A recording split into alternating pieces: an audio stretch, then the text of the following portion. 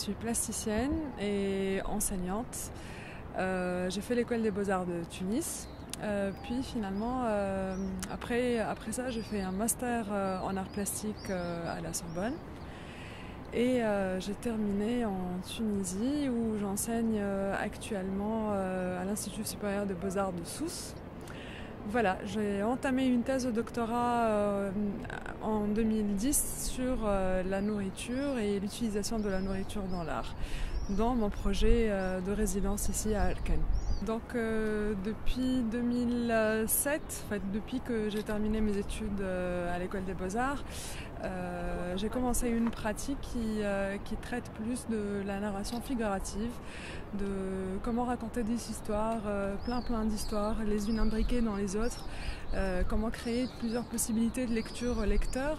Et donc je suis un peu partie dans ce délire-là de beaucoup d'histoires entremêlées, voilà, qui traitent un peu de ce qui se passe, de mon vécu, de mes histoires, de mon quotidien, de ce qui se passe dans la société tunisienne, de petites aventures comme ça. Et par ailleurs, je travaille sur la nourriture. En fait, c'est une grande passion. Je suis passionnée de nourriture et donc je me disais que pour mon sujet de doctorat, c'est vraiment parti comme ça, que j'allais choisir un thème qui pouvait, où je pourrais ne pas m'ennuyer, qui pourrait me rendre heureuse durant quelques mois. Et c'est comme ça que je me suis retrouvée à travailler sur tout ce qui touche le culinaire, l'aliment, le vivant, la nature morte. Et voilà, donc je travaille sur la représentation de la nourriture, comment on parle plus réellement de nature morte, mais plus de nature vivante, de moisissure, de cannibalisme, beaucoup de choses qu'on peut faire avec la nourriture et tout en ayant à chaque fois une histoire à raconter.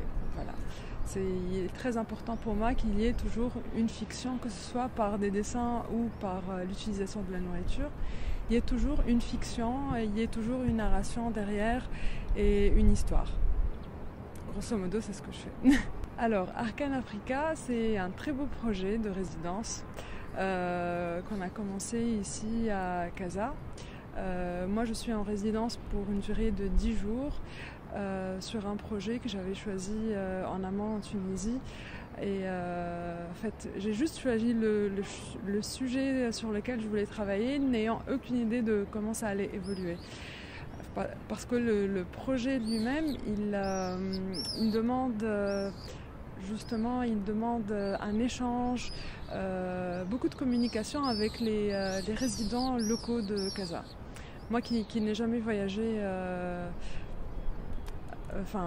qui n'ai jamais quitté la Tunisie pour aller dans un autre pays de l'Afrique, je me disais que ça va être une belle occasion d'échanger avec des Marocains sur le patrimoine culinaire marocain.